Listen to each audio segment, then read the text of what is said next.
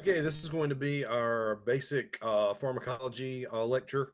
We won't be covering specific drugs, but we will be talking about pharmacology in general and the things that you'll have to know that are test worthy and that will apply to the medications that you'll use in a pre-hospital setting. So, excuse me, standard competencies that we're going to be going over. We'll be talking about how um, drugs, the fundamental knowledge of medications will affect how you treat patients and what will happen to those patients, what specific patients will get those specific treatments. We'll talk about the general principles of pharmacology. We'll talk about medication safety, the kinds of different medications used during an emergency. But once again, like I said, we won't be going into specific meds. We'll be talking about how to self-administer, peer-administer, or assist or administer medications to our patients. I will also be talking about generic medications in general, the different names for them, what effects are, what actions are, what the difference between indications and contraindications are, complications that you might run into. Different ways that we can administer those medications, what side effects are, how they interact with other drugs, and dosages for specific medications administered. So we'll get started. Medications are obviously an important intervention for you as an EMT. They can reverse possible health emergencies. They can slow down specific emergencies. It's very important. Let me just go ahead and lay out that whenever you're giving a medication to someone, it's very important for you to know everything possible about that medication before you go and put it in someone else's body. You need to know how it's going to act and what exactly it's supposed to do. So we may be giving medications to alleviate pain, or it could be for breathing problems or overdoses, all kinds of things. And but if we fail to administer medication safely, we can really cause some negative effects for our patient, some serious, all the way to we could actually kill a patient by giving the wrong medication. So what is pharmacology? Pharmacology is simply the science of how drugs work. That's the definition. Okay, so just kind of write that down as a definition. Pharmacology, science of how drugs work. And what is a medication? A medication is a substance that is given to a living creature to prevent or treat a specific disease or to relieve pain. Pharmacodynamics is another definition you're going to need to know, because pharmacodynamics is actually how medication is used and used by the body. So how it's actually metabolized. More terms that you need to know the definition for. Agonist is one, and that is something that causes stimulation of a receptor. Our body is full of receptor sites of all different kinds. We have opioid receptor sites in our brain where opioid pain medications, they act on those specific receptor sites. We have alpha receptor sites that cause us to vasoconstrict. We have beta receptor sites that can cause our heart rate to go up or cause our lungs to open up when we bronchodilate. We have dopamine receptors. We've got receptors throughout our body. And each one has, when acted on by a specific chemical, causes a desired effect. Well, that desired effect, if a receptor site is acted on, think about it as a lock and key. If you go to your house and you use your key in your lock and you turn that lock, you get the desired effect of being able to enter your house. So an agonist is something that stimulates a receptor to cause a specific action. The exact opposite of that is an antagonist. Suppose you went to your house and you put the wrong key in the door. It fit, but it wouldn't turn.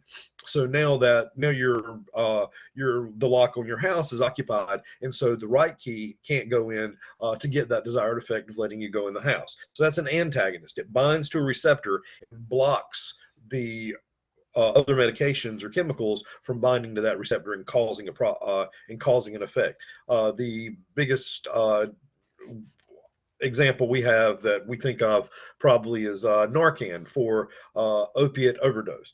When excuse me, when when opioids enter the body and they act on opioid receptor sites, then they give our patients a sense of euphoria, but they can also cause someone to stop breathing and have an altered level of consciousness. When we give Narcan, Narcan goes and it binds to those opioid receptor sites. So now there's something already bound to that receptor site, and the opiate that's floating in the bloodstream is unable to bind, and so it reverses the effect of that medication.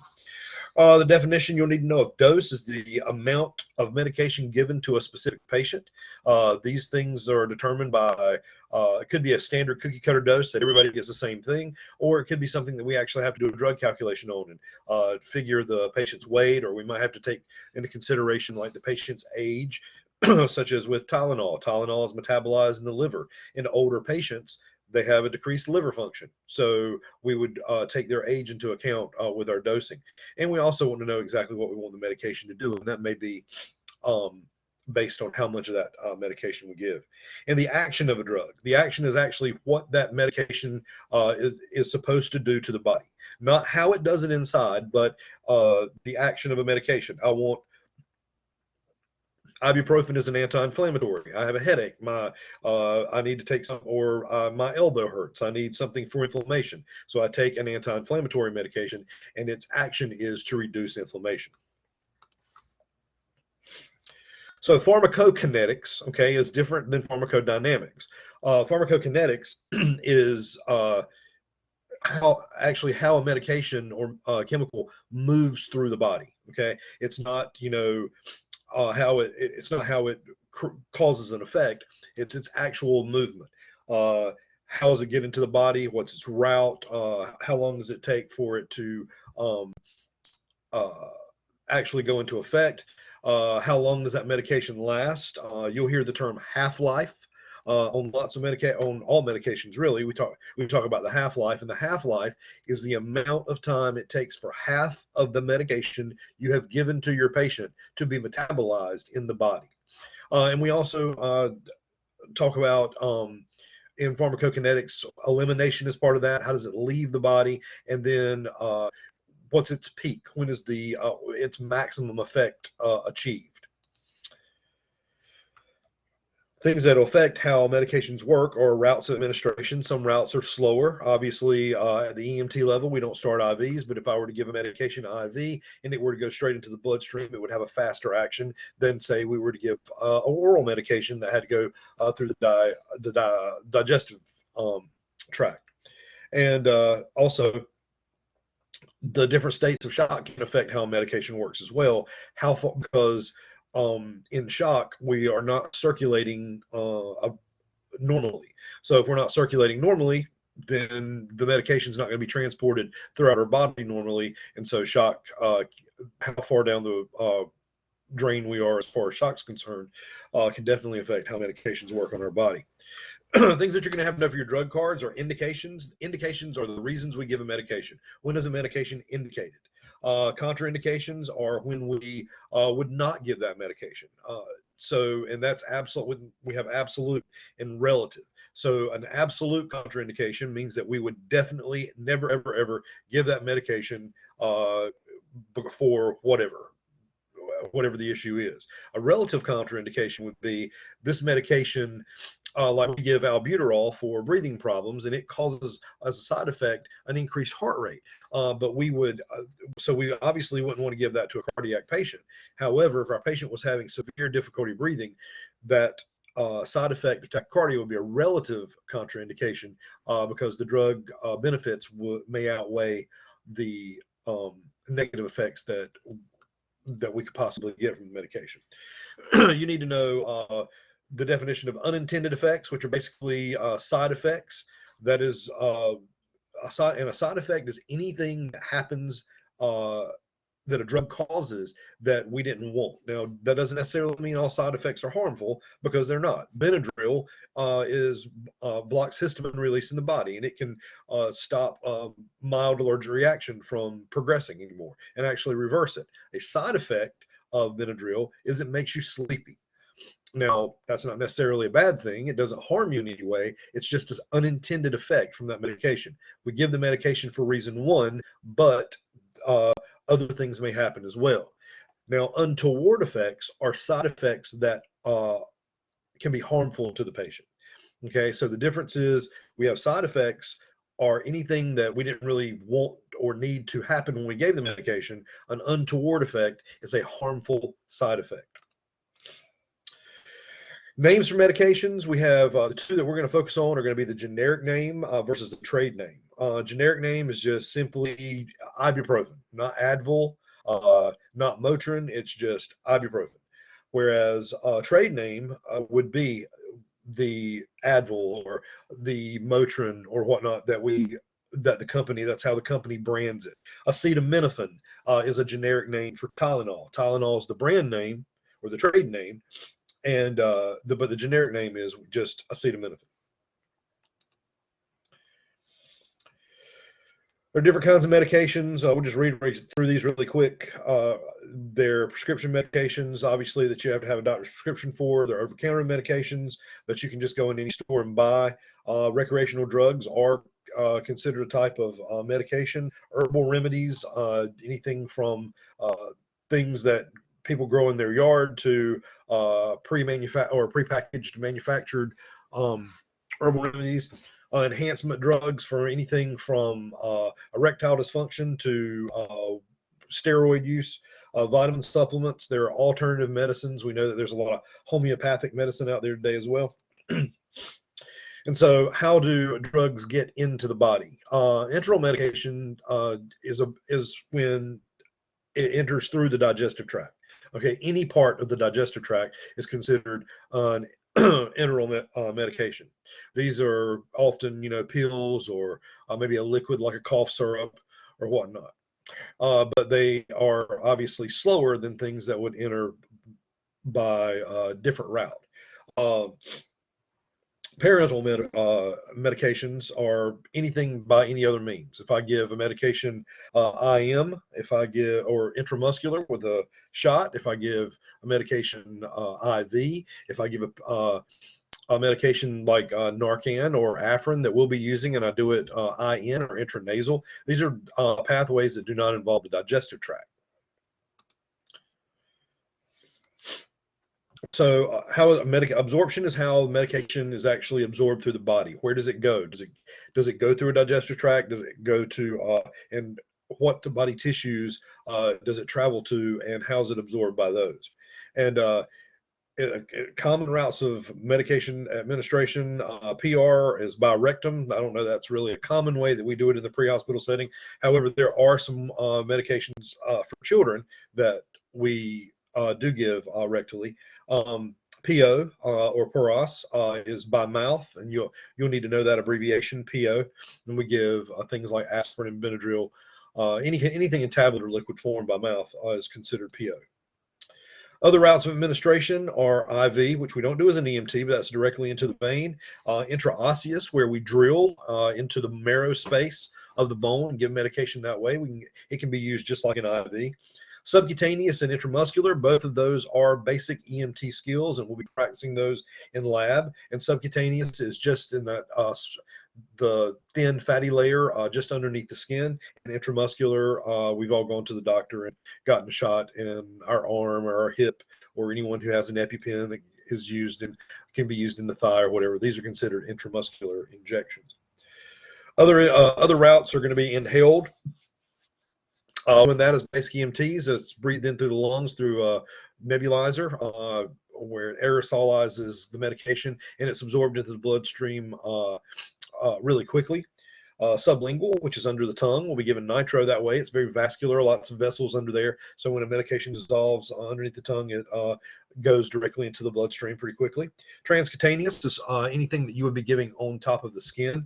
You see things like medication patches, pain patches, nicotine patches, nitro patches, things like that. Those are transcutaneous or transdermal routes of administration. And intranasal, which is just nasal spray. And here's a route table for our routes of administration. You should kind of be familiar with that to know which is what routes are fastest and what routes are slower.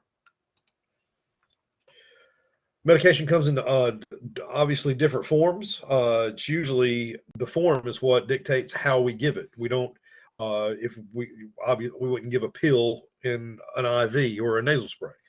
So the manufacturer chooses the form to ensure that the medication is properly administered, that the medication is released in a regulated way, and that it has its maximum effect on whatever target organs or body systems it was given to treat.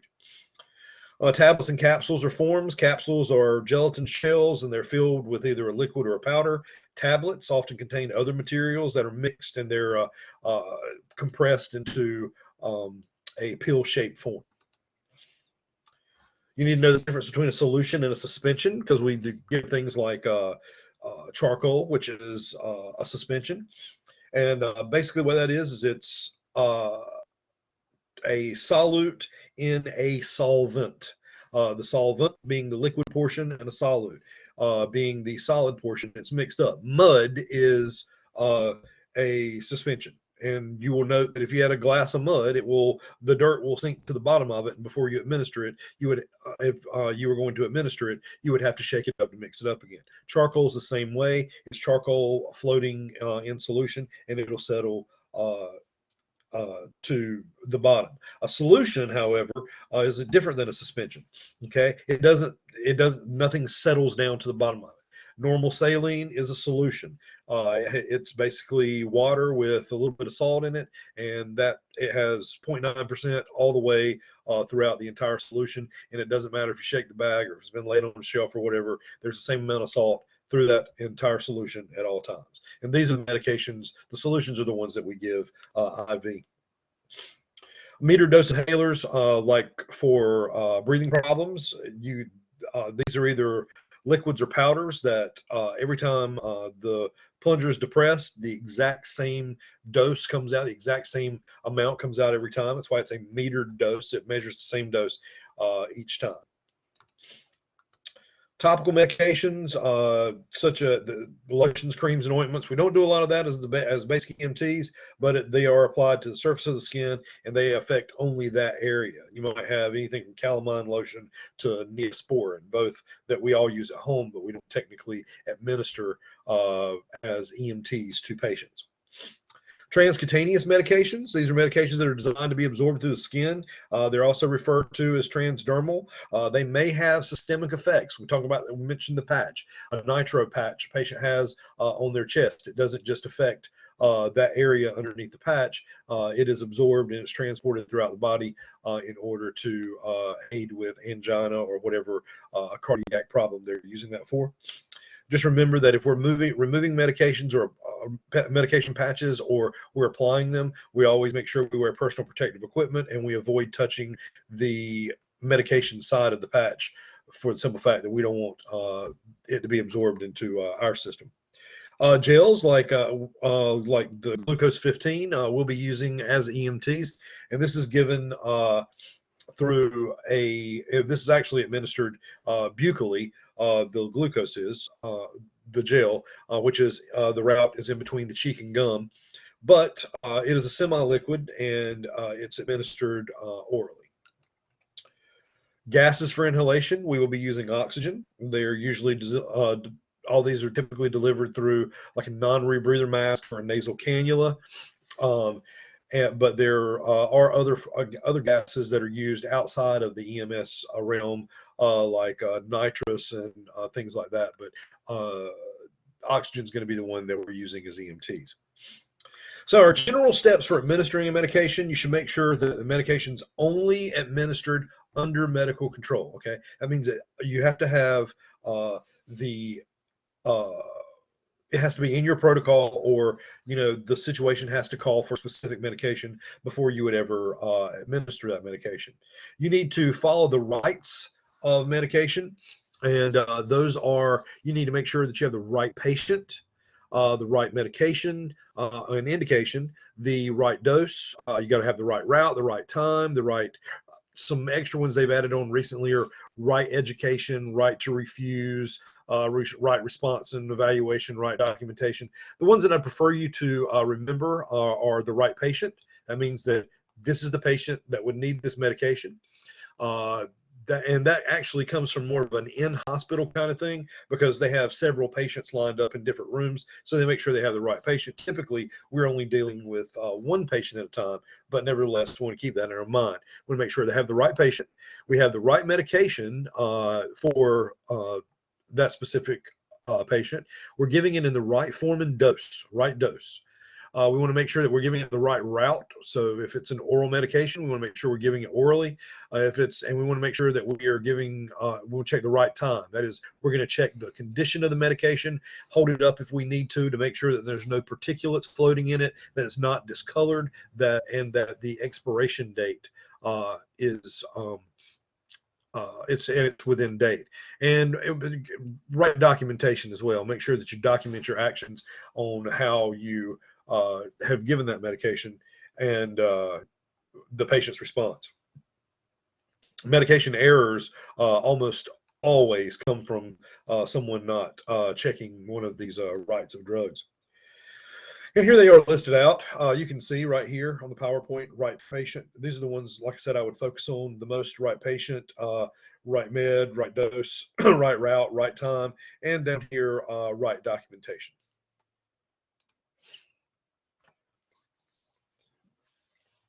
So there are different circumstances that we may administer medications.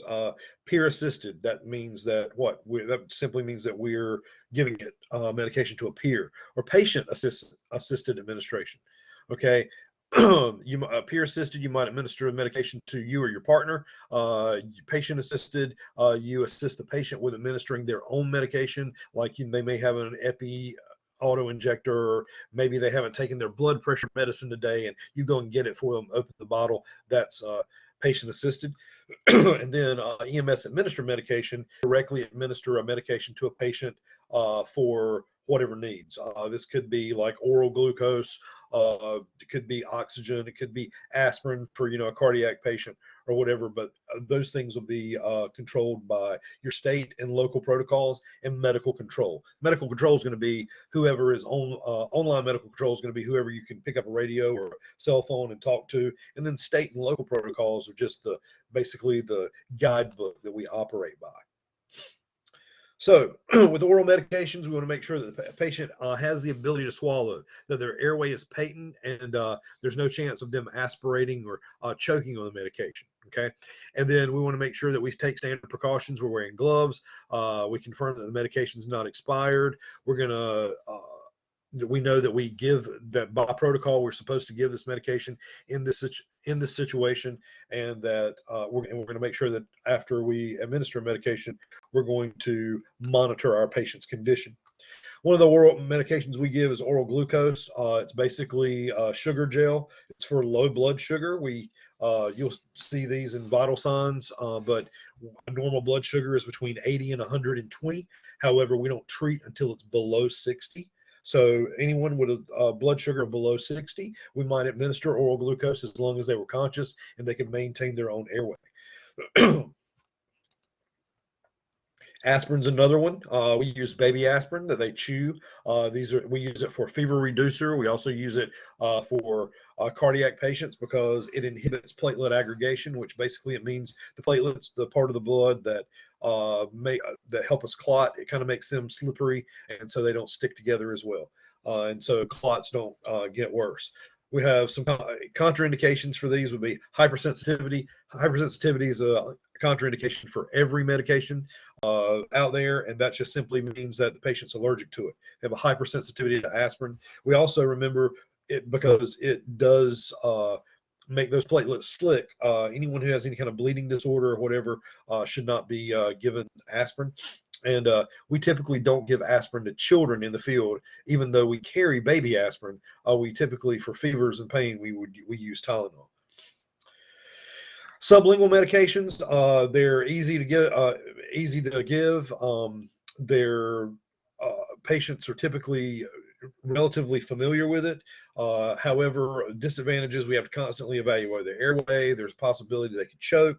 Sublingual is under the tongue, where it if we remember from earlier, where it dissolves under the tongue because there's so many vessels under there. And we definitely don't do that for uncooperative or unconscious patients. We wouldn't just stick something in their mouth and hope it worked. Nitroglycerin is the one that we'll be giving in sublingual in the pre-hospital setting, and that comes either in little nitro quick right here at the bottom. You can see the tablet form, or this is another metered dose spray.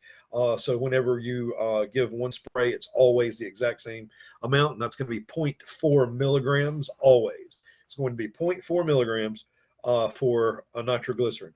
And what it does is it vasodilates. It just makes the vessels in the body bigger to increase blood flow. And hopefully, like in chest pain patients, it can relieve chest pain and that type of thing.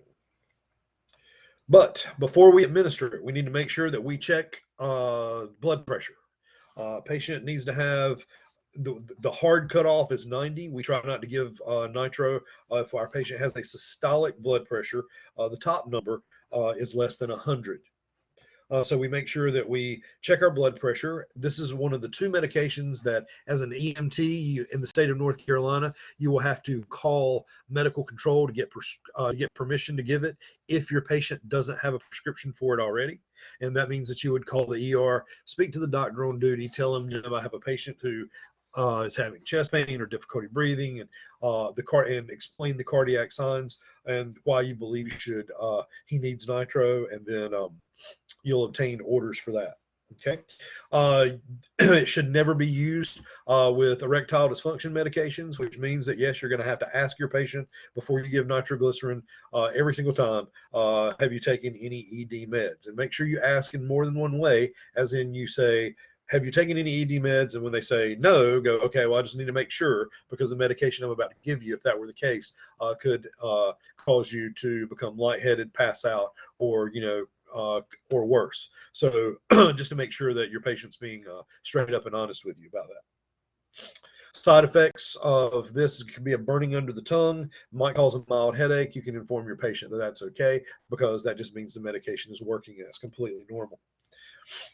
We've already talked about it's given under the tongue, and it's given by either a tablet or a metered dose spray. Just make sure to show your patient, please don't chew or swallow this, just let it dissolve and it'll work on its own. Whenever you give it, you're going to wait 3 to 5 minutes before administering again. You can give nitro up to 3 times. You're going to always make sure that in your patient assessment, you've asked a pain scale. What is your pain on a scale of 1 to 10? If they tell you an 8, you give them nitro. A minute or 2 later, they tell you that their pain is a 6. That's good, but they still have pain, so you would want to give that again. So it's given every 3 to 5 minutes. And can be given up to 3 times. All that's done in all that'll be in your protocol, though. Right, like it says here on the slide. Just be familiar with your local protocols.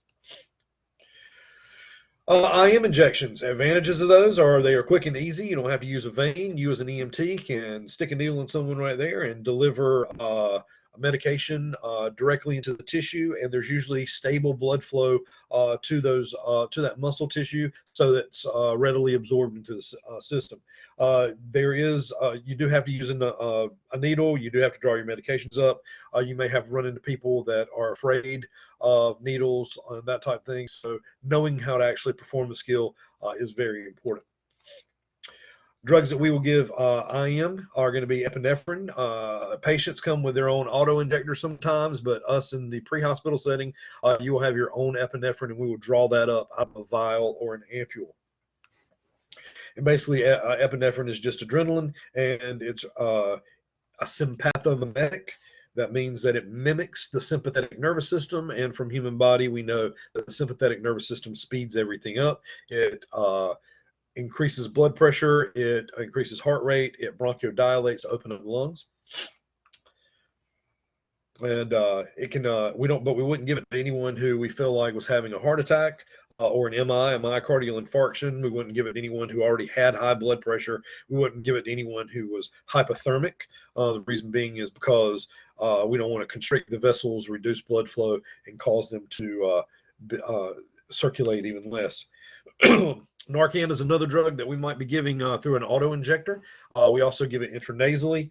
We mentioned it earlier or whatever, but this is, reverses the effect of an opiate overdose, opiates being anything derived from a poppy plant, such as morphine, fentanyl, heroin, Oxycontin, Percocet, Lorabs, all the pain reliever medications that are given by prescription.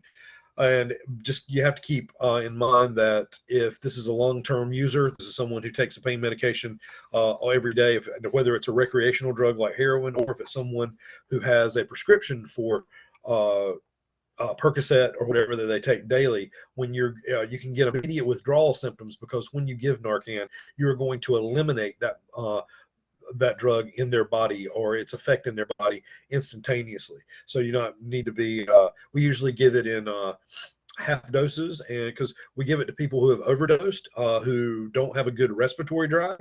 And basically what we want to do is we want to give the medication until our patient begins breathing on their own again, breathing adequately, but we don't necessarily want them to be completely conscious, because there's a possibility that with those withdrawal symptoms, they can be projectile vomiting, they can be really combative, and for our own safety and theirs, we try not to get them to that point. Intranasal, once again, you see right there the MAD device, the mucosal atomizer device that goes on the end of a syringe, and it turns basically that syringe full of medication right there into nasal spray. You see a lot of these out in the pre-hospital setting. Fire departments, law enforcement, anybody that's carrying Narcan or whatever are typically carrying it in an intranasal or nasal spray form. Inhaled medications, obviously there's oxygen. We have to have it to live. We breathe it in, we breathe it out. We use a non-rebreather to give high concentrations of oxygen, and that we would turn our oxygen cylinder on. We'll cover this in airway, but we're using a non-rebreather. We set that at 10 to 15 liters per minute. If we use a nasal cannula, the tube that goes in the nose, with the 2 prongs on it, we set that that's lower concentration. We set that at 2 to 6 liters per minute. So just some numbers to kind of keep in the back of your head there. And if we're using a bag valve mask to actually ventilate a patient, and we have oxygen hooked up to that, then we would always be running it at 15 or higher. Metered dose inhalers and nebulizers. We don't really use a whole lot of metered dose inhalers in the pre-hospital setting, but we do use nebulizers often. This is how we're going to be giving albuterol. Delivers the medication directly to the lung tissue to open it up. That's where we want it to work. It's absorbed really quickly. It's portable. It's easy. It's a fast route. You can throw someone on some oxygen really quick while you're setting up your neb, and then just hook it right to the mask and just have them breathe that medication in. If someone does have a metered dose inhaler, they may have a spacer that go along with it, and you need to kind of be familiar with how that works. Whereas you depress the medication, and it actually enters the chamber, and then they breathe it in.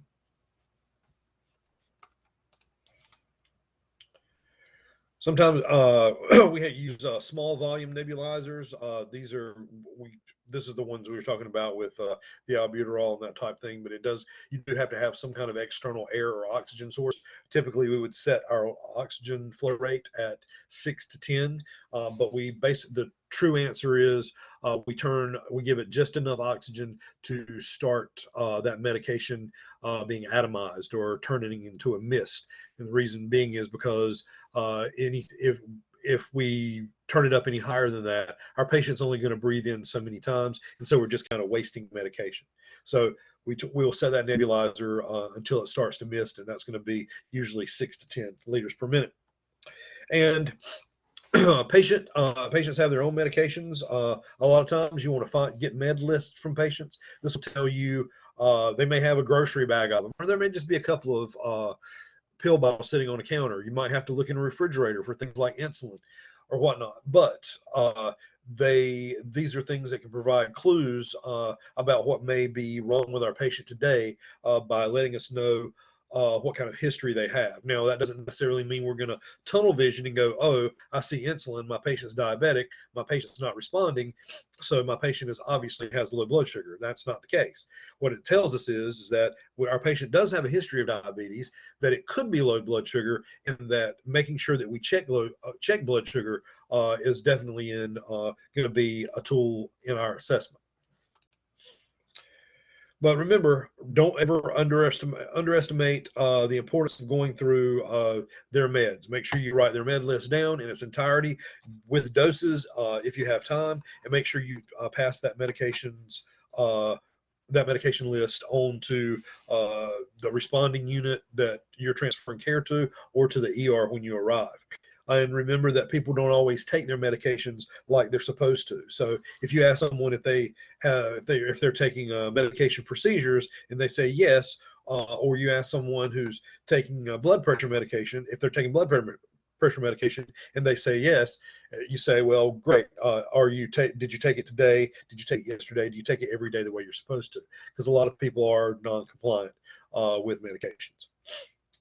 And remember that medication errors are a real thing. Just don't ever try to cover one up. Sometimes it's going to happen eventually, but following those rights of drugs can eliminate that. But if the wrong medication is given or the wrong dose is given, be sure to document it appropriately and report it appropriately, because that could lead to a big problem in long-term patient health care. So if it does occur, make sure you continue to provide appropriate patient care. Obviously, we can't take medications back, but we can, not continue to give it if we need to. We need to make sure that we notify the hospital when we get there, we follow our protocols, and we document that thoroughly.